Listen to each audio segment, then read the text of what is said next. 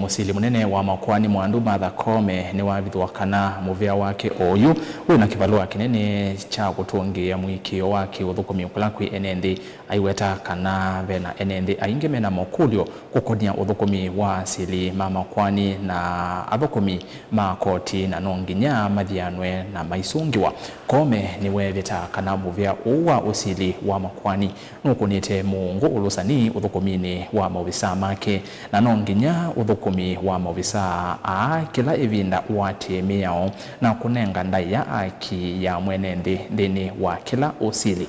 Mwandiki wetu wa mauvoo kuma kauntini ya Ilovi Beni Mwaka nukulivote. O administrative CJ Koome ainena kavindani kalo vingu wake kalo cha Asili Makoani Koti wa yulu waikithia Muvia wake Ooyu ekithimina muno kukonya usili wa Makoani withianu wa Uthukumi na mituo ya Athukumi na Nonginya mauswanio maliku na mawaliku manene. Concerns have been raised not only about the timelines and quality of our service delivery, but also about the integrity of a few within our ranks. We as judges find ourselves on trial and a public examination for how we manage cases and serve our court users. This scrutiny is a moment of reckoning and an opportunity for deep reflection and reform.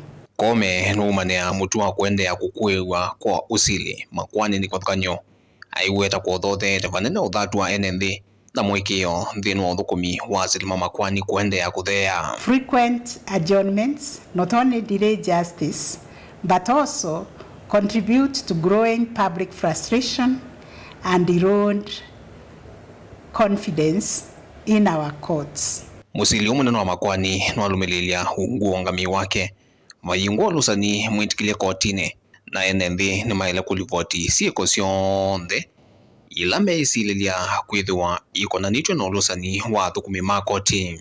We are also grappling with renewed allegations of corruption within some of our court stations.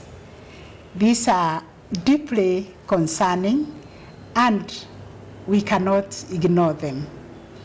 I want to state once again unequivocally the judiciary is a corruption-free zone. And as we all know, and we have pronounced it in many of the forums and even in our framework, we have adopted a zero-tolerance policy to corruption, and we are determined to enforce it without fear or favor.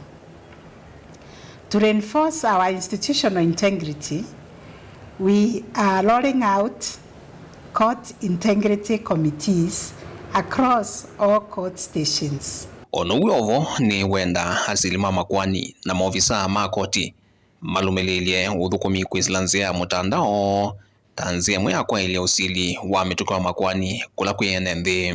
It is equally important that we look inward at how we as judges can leverage on technology to enhance the administration of justice.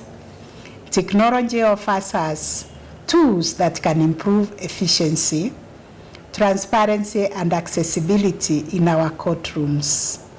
We have already seen significant strides through online filing and virtual hearings, which have made it possible to continue delivering justice even in the face of challenges such as the COVID-19 pandemic. Vilingwa mauvo kumava musini Ilovi nyanito Benjamin Mwaka.